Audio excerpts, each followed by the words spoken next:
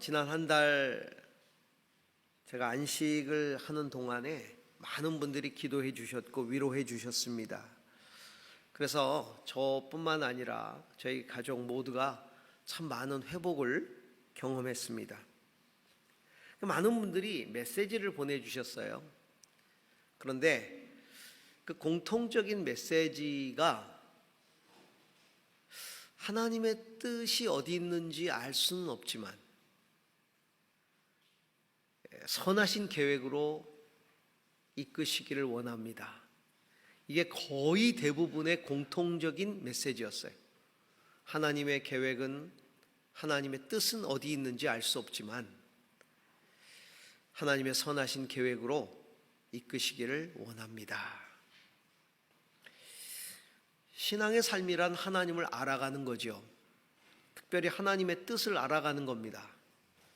그런데 우리의 지식과 우리의 생각만으로는 하나님의 뜻을 알 수 없을 때가 참 많습니다. 그래서 우리에게는 하나님의 깊은 것이라도 다 통달하시는 성령의 지혜가 필요합니다. 성령은 하나님의 영이시고 그리스도의 영이시라 하나님의 깊은 것이라도 다 아신다. 성경은 그렇게 말하고 있지 않습니까? 그래서 성령을 통해서 우리는 하나님의 뜻을 알아가는 것이죠. 우리가 성령 충만하다 이런 말을 하는데, 성령으로 충만하다는 것은 여러 가지 의미를 가지고 있지만 그 중에 굉장히 중요한 의미가 성령을 통해 하나님의 뜻을 깊이 알아가는 것, 그것이 바로 성령 충만함입니다. 사도 바울은 에베소에 있는 교인들에게 편지를 쓰면서 이렇게 기도한 적이 있어요. 지혜와 계시의 영을 주사 하나님을 알게 하시고. 지혜와 계시의 영이 성령이거든요. 성령을 통해 하나님을 알게 해달라고 기도했죠. 오늘 우리가 읽은 본문 골로새 교인들에게 쓰는 편지인데, 그 골로새 교인들에게도 마찬가지로 하나님을 알아가기 위한 기도문을 쓰고 있는 거예요. 성령 안에서 하나님을 알아가야 된다는 것이죠. 성령 안에서 하나님을 알아간다고 하는 이 기도의 제목이 우리 평생의 기도 제목 되어야 합니다.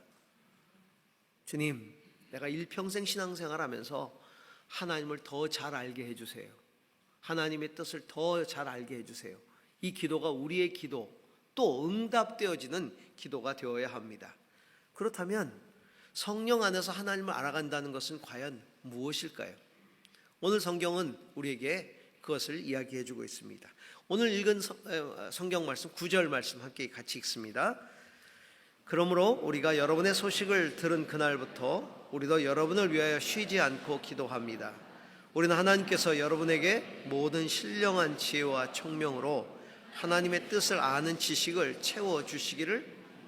사도 바울이 첫 번째 기도하는 것은 하나님이 신령한 지혜와 총명을 주시는데, 이 신령한 지혜와 총명은 무엇을 위해서 필요한 것인가? 하나님의 뜻을 아는 것 때문에 필요하다는 거죠. 그러므로 하나님의 뜻을 알기 위한 신령한 지혜와 총명을 달라고 기도하는 거죠. 신령한 지혜와 총명을 하나님의 뜻을 아는 것으로 채워달라는 겁니다. 우리는 성령 안에서 신령한 것을 추구합니다. 신앙이라는 게 그렇잖아요. 신령한 것을 추구하는 믿음, 이게 신앙이에요. 그런데 우리에게는 신령한 지혜가 필요하고 신령한 총명이 필요합니다. 신령한 것들을 깨닫는 지혜죠. 그러면 우리가 신령한 것을 깨닫는다는 게 뭘 깨닫는 거예요? 하나님의 뜻을 깨닫는 거예요. 세상에는 신령하다는 사람들이 참 많아요. 또 신령한 것을 안다고 하는 사람들이 굉장히 많아요. 그런데 그 신령한 것을 말하는, 심지어는 자신이 신령하다고 말하는 사람들의 가치라든가 그들의 삶을 가만히 들여다보면 하나님의 뜻과 상관없는 사람들이 꽤 있더라는 겁니다. 그것은 신령한 게 아니죠. 진짜 신령하다면, 하나님의 뜻과 일치해야 합니다. 그리고 하나님의 뜻에 합당한 삶을 살아야 되겠죠. 그게 신령한 겁니다. 이번에 제가 큰 이 어려움들, 시련을 겪어가면서 제 삶에 왜 이런 일들이 생기는 걸까 질문을 하게 됐어요. 하나님의 뜻은 과연 무엇일까? 저는 영적인 지도자로서 하나님을 알아가고 또 성도들로 하여금 하나님을 알아가도록 하는 삶을 지금까지 살아왔어요. 그 40년 가까운 목회 생활을 해왔죠. 그렇지만 하나님의 뜻을 다 알 수는 없어요. 하나님은 때로는 분명하게 당신의 뜻을 얘기해 주십니다. 하지만 어느 때는 그 뜻이 무엇인지 전혀 알지 못하게 하실 때도 있어요. 지금 내리는 결론은 하나님을 안다는 것은요, 하나님의 뜻을 아는 것만이 아니라 내가 깨달을 수 없고 이해할 수 없고 알 수 없다 하더라도 그 일을 하시는 하나님의 주권을 인정할 수 있는 것이 하나님을 아는 것입니다. 내가 알아서 인정하는 게 아니라는 거예요. 내가 이해할 수 있어서 인정하는 게 아니라는 거죠, 하나님을. 내가 다 깨달을 수 있어서 하나님을 인정하는 것이 아니라는 겁니다. 깨닫지 못하더라도 그 가운데 섭리하시는 하나님을 수용할 수 있을 때 나는 비로소 하나님을 아는 겁니다. 제가 이번 일들을 겪으면서 하나님을 알게 된 것에 있어서 두 가지를 특별히 하나님이 깨닫게 해주셨는데, 첫 번째는 하나님의 주권 앞에서 겸손하라는 거였어요. 겸손을 깨닫게 해주셨어요. 목사로 살아오면서 지금까지 제가 가졌던 영적인 교만을 철저하게 회개하는 기회를 갖게 됐습니다. 그동안 하나님의 뜻을 다 아는 것처럼 말했던 것, 그리고 행동했던 것들, 더 나아가서 내 인생에는 절대로 이런 일이 일어나지 않을 것이라고 확신했던 삶. 하나님은 내 인생 가운데 그런 일들을 일으키지 않을 거야 라고 확신했던 삶.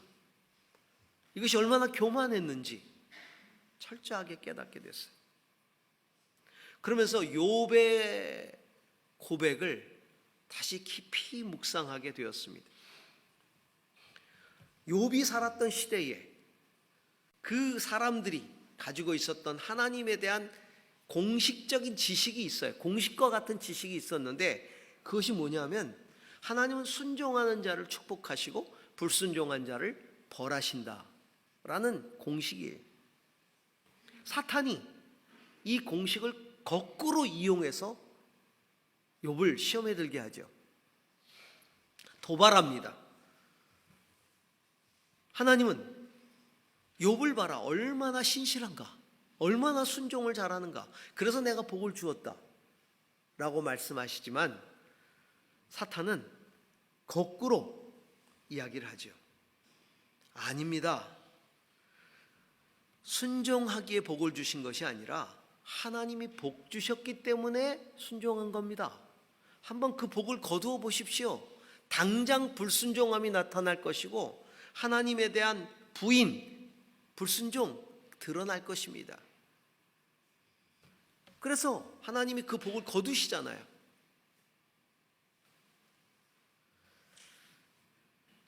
이유도 모른 채로 욥은 하루아침에 고난을 당하는, 상상할 수 없는 그가 가졌던 모든 것이 사라지는 고난을 당하고 심지어는 그 육신까지도 고통을 당하는.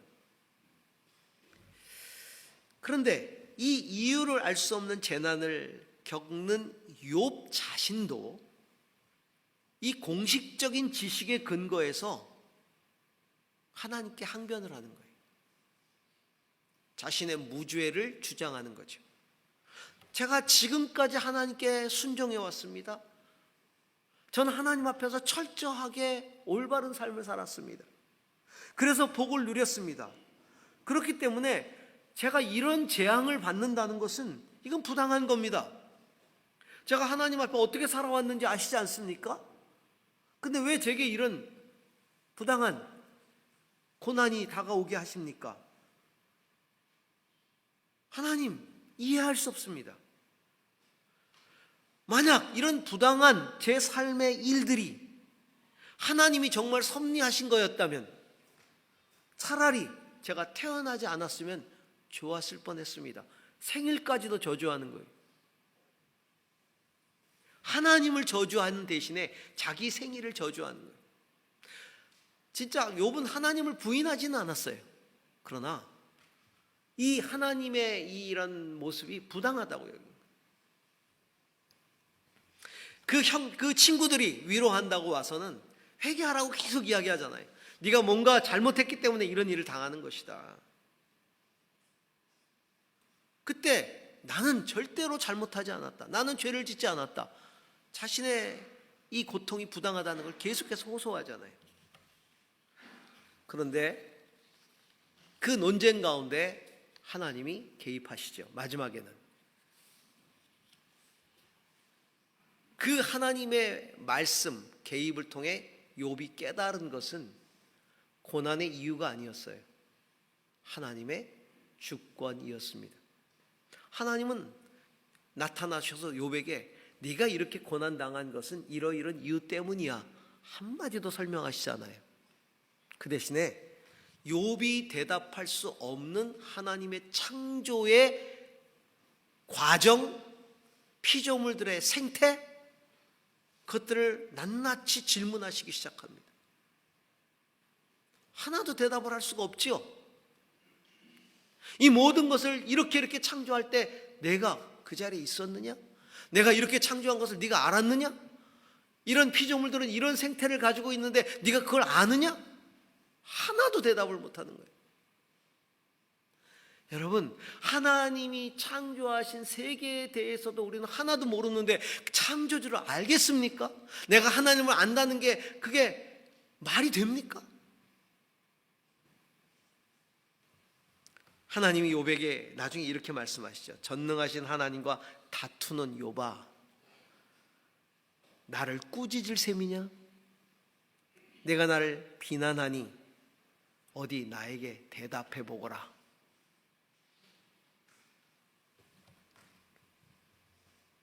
하나님의 섭리에 대해서 욥이 얼마나 무지한지를, 하나님에 대해서 내가 얼마나 모르는지를 깨닫게 하신 거예요. 그제야 비로소 욥은 하나님을 만났다고 이야기를 합니다. 내가 이제야 하나님을 눈으로 본다고 이야기를 합니다. 그리고 도덕적인 죄가 아니라 자기 존재 자체가 죄인이라는 것을 고백하기 시작합니다. 자, 욥기 42장 1절에서 6절을 보시기 바랍니다. 함께 읽습니다. 욥이 주님께 대답하였다. 주님께서는 못하시는 일이 없으시다는 것을 이제 저는 알았습니다. 주님의 계획은 어김없이 이루어진다는 것도 저는 깨달았습니다.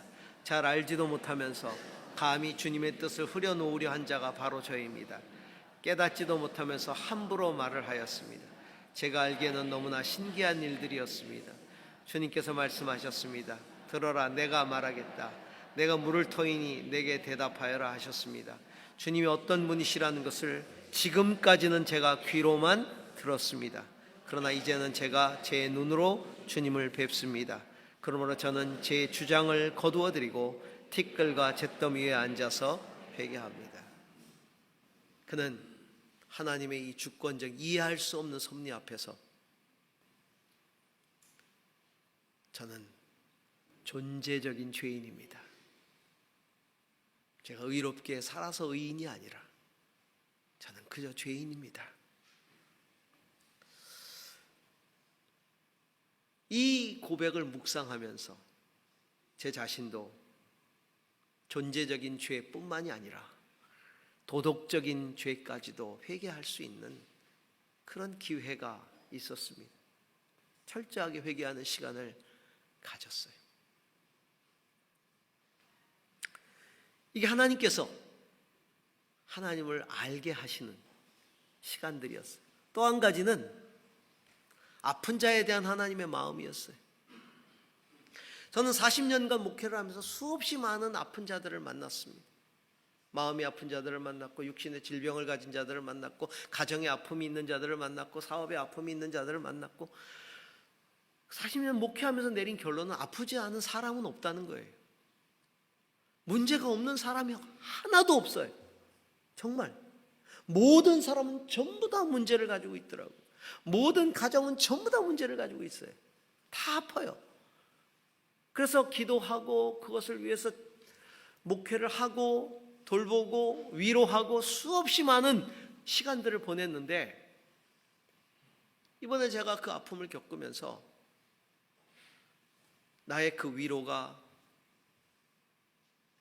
나의 그 목회적인 돌봄이 얼마나 진실된 것이었는지를 다시 돌아보게 됐어요.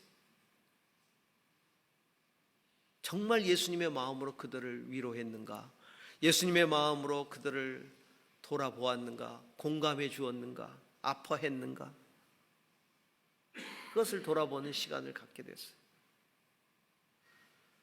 그리고 환우들을 위해서 다시 기도를 하는데 기도가 달라지는 거예요. 마음에 그 아픔이 와닿는 거죠. 사랑하는 성도 여러분, 우리 모두가 다 하나님의 주권적인 섭리 안에서 하나님을 알아가는 그런 성도들 다 될 수 있기를 주의 이름으로 축복합니다. 성령 안에서 하나님을 알아간다는 것 또 하나는요, 하나님의 뜻에 합당하게 행하여 하나님을 기쁘시게 해드리는 것이다. 10절 말씀입니다. 같이 읽습니다. 여러분이 주님께 합당하게 살아감으로써 모든 일에서 그분을 기쁘게 해드리고 모든 선한 일에서 열매를 맺고 하나님을 점점 더 알고. 성령 안에서 하나님을 알아간다는 것은 하나님의 뜻을 알 뿐만 아니라, 성령을 통해 하나님의 뜻을 알 뿐만 아니라 그 뜻에 합당하게 살아가는 거예요. 여러분, 합당하다는 말은 같은 무게가 나간다라는 뜻이에요. 무게가 같다는 거예요. 어떤 것과 어떤 것이 무게가 같아요? 하나님의 뜻을 아는 것과 그 하나님의 뜻을 알고 순종하는 것, 그것이 무게가 같다. 그 뜻에 순종한다. 이게 합당하다는 거예요.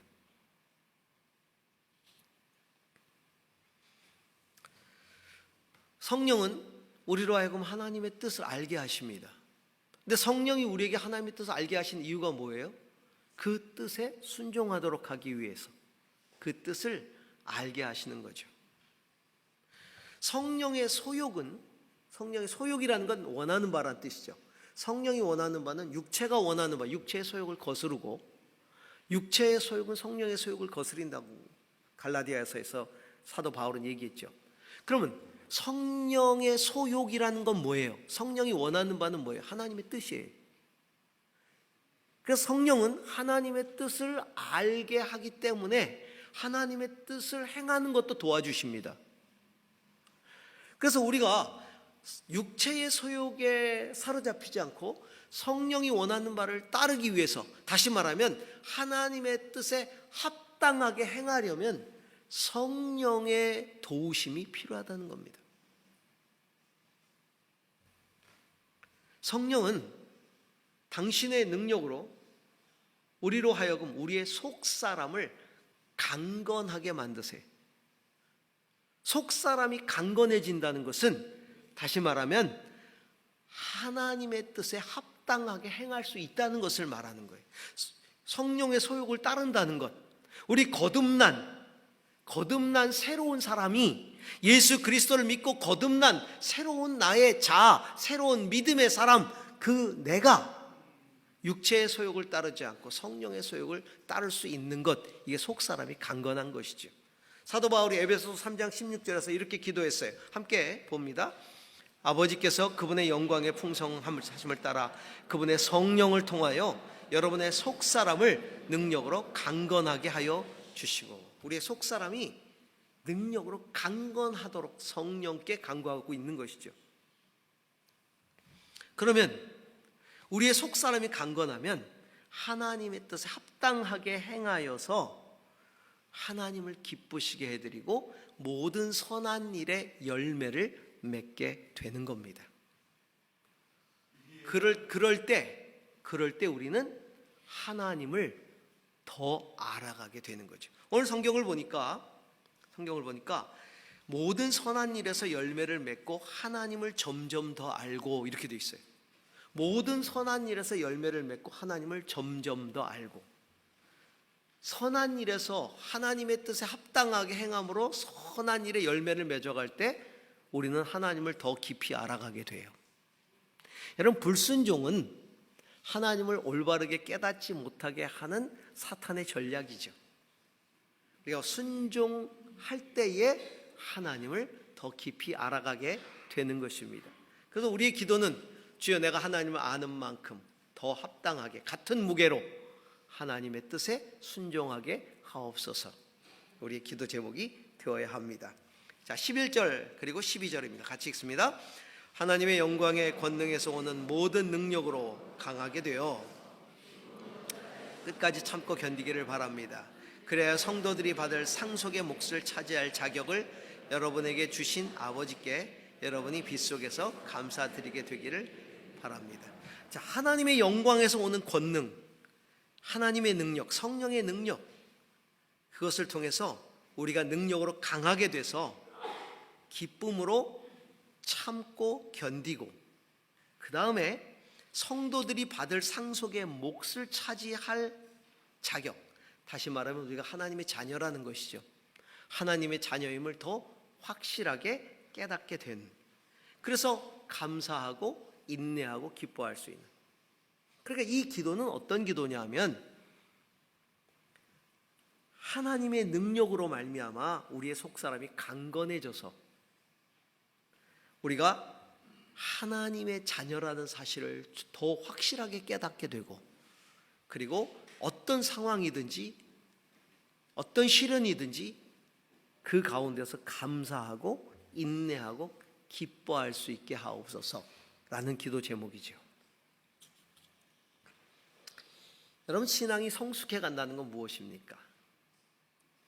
성령의 소욕으로 육체의 소욕을 다스리는 것을 의미하기도 하지만 또 한 가지는 성령 안에서 우리의 속사람이 강건해져서 어떤 상황에 처하든지 우리가 하나님의 자녀라는 확신을 갖게 되고, 그리고 감사하게 되고 기뻐하게 되고, 이게 흔들리지 않는 믿음을 갖는 거예요. 이게 신앙의 성숙이죠. 하나님의 영광으로부터 오는 능력. 여러분, 하나님의 영광은 언제 경험할까요? 어떤 신비로운 그런 시간들, 뜨거운 기도의 시간이라든가 예배의 시간이라든가 이런 때 하나님의 영광을 경험하기도 하지만 욥처럼 시련 속에서 하나님의 영광을 경험하기도 합니다. 극한의 시련을 통해서 하나님을 만나는 거예요. 욥의 고백처럼 지금까지는 하나님에 대해서 about God, 하나님에 대해서 귀로 듣기만 했더니 하나님에 대해서 귀로 듣기만 했었어요. 이제는 이 시련을 통해서 하나님을 눈으로 봅니다. Knowing God, knowing about이 아니 God, 하나님을 아는 거예요. 보는 거예요. 직접 하나님을 보는 거예요. 시련을 통해서. 욥의 축복은 고난의 이유를 발견한 것이 욥의 축복이 아니라 이해할 수 없는 고난 속에서 하나님을 발견한 게 욥의 축복이에요. 하나님이 나를 다스리고 있구나. 여전히 하나님이 여전히 나를 다스리고 있구나. 나는 여전히 하나님의 사람이구나. 나는 여전히 하나님의 자녀이구나. 여러분, 내게 왜 이런 시련이 옵니까? 하나님 왜? 그 이유를 깨닫게 해주세요. 이게 그 이유를 아는 게 축복이 아니라 이 시련 속에서 이유는 알 수 없지만 그러나 여전히 하나님은 나의 하나님이시고 나는 하나님의 자녀라는 사실을 깨닫는 게 축복이에요. 사실 이번 어려움 가운데 제일 제 마음에 큰 부담은, 어려움은 딸에 대한 마음이었어요.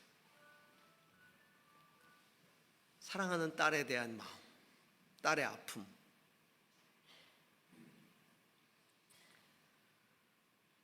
여러분, 부모로서 여러분 이해하실 거예요. 자식이 아픈 것보다 더 아픈 부모는, 더 큰 아픔은 없어요. 얼마나 아플까? 뭘로 위로해야 될까? 그래서 참 신경 쓰고 기도할 수밖에 없었어요. 제일 걱정됐던 건 신앙이었어요. 이 아이의 신앙이 무너질까 봐, 하나님에 대한 신뢰가 무너질까 봐.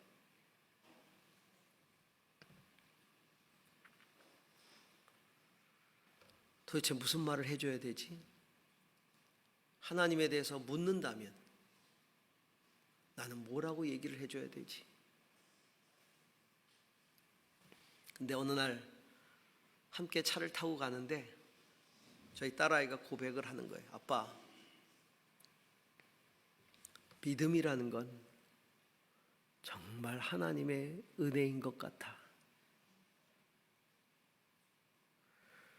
극한 고난 가운데 내가 그 상황에 붙들리지 않고 오히려 하나님을 묵상할 수 있다는 것, 이것은 믿음이 아니면 불가능한 일인데 이 믿음은 내가 가질 수 있는 것이 아닌 것 같아.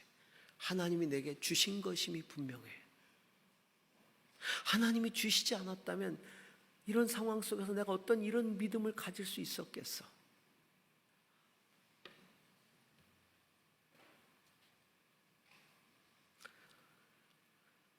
제가 그 고백을 듣는데 하나님이 주시는 평안함이 찾아오는 거예요. 그러면서 그 무엇보다도 가장 큰 하나님의 은혜는 어떤 상황 속에서도 하나님을 생각할 수 있고 그 하나님의 은혜를 묵상할 수 있다는 그것이 가장 큰 은혜인 것 같아.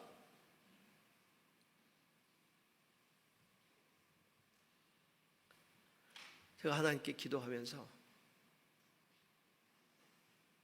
얼마나 많이 눈물 흘렸는지 몰라요. 여러분, 은혜를 아는 믿음을 가졌다는 것이 은혜입니다. 그것은 인간이 스스로 깨달을 수 있는 게 아니에요. 스스로 얻어낼 수 있는 게 아니에요. 하나님이 주신 거예요. 여러분이 어떤 시련과 고난 속에서 하나님을 생각할 수 있다면 그것은 하나님께서 여러분에게 베푸신 은혜입니다.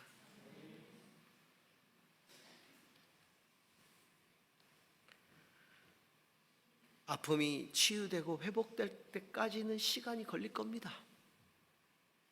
아마 주님 나라 갈 때까지도 마음에 담고 있을 수도 있습니다. 하나님의 섭리, 왜 이런 일이 일어났는가 깨닫는데도 오래 걸릴 겁니다. 아마 가봐야 알 수도 있습니다. 그러나 이 시점에 제가 진정으로 감사하는 것은 인내와 감사의 이 기도가, 이 바울의 기도가 제 삶 가운데 응답되고 있다는 겁니다. 하나님의 자녀라는 확신이 흔들리지 않는다는 겁니다. 성도 여러분, 우리 모두가 성령 안에서 이렇게 인내하고 감사할 수 있기를 축복합니다. 우리의 겉사람은 운동을 통해서, 훈련을 통해서 강건해지지요. 우리의 속사람을 강건하게 만드는 것은 경건에 이르는 연습이라고 얘기하고 있습니다. 경건에 이르는 훈련이, 경건에 이르는 훈련은 바로 어떤 상황 속에서도 성령과 동행하는 연습이에요. 어떤 상황 속에서도 성령과 동행하는 훈련이, 말씀을 통해, 기도를 통해 성령과 함께 하십시오. 성령은 우리의 속사람을 강건하게 만들어 가실 것입니다. 그렇게 성령 안에서 하나님의 뜻을 알아가고, 또 뜻을 다 알지 못하더라도 하나님의 주권을 수용하게 되고, 그 뜻에 합당한 무게의 행함을 우리가 하게 되고, 어떤 상황 속에서 인내하고 감사하고 기뻐할 수 있는 저와 여러분 다 될 수 있기를 주님의 이름으로 축복합니다. 기도하십시다. 주님, 성령 안에서 하나님을 더 알기 원합니다. 성령님 도와주십시오. 하나님의 뜻을 더 알게 되기를 원합니다. 내가 다 깨닫지 못하여도 하나님의 주권적인 섭리를 수용할 수 있기를 원합니다. 그 하나님이 언제나 나와 함께 계시다는 그 사실을 내가 깨닫기를 원합니다. 그리고 그 뜻에 합당하게 행할 수 있도록 주여 도와주시옵소서. 예수님 이름으로 기도합니다. 아멘.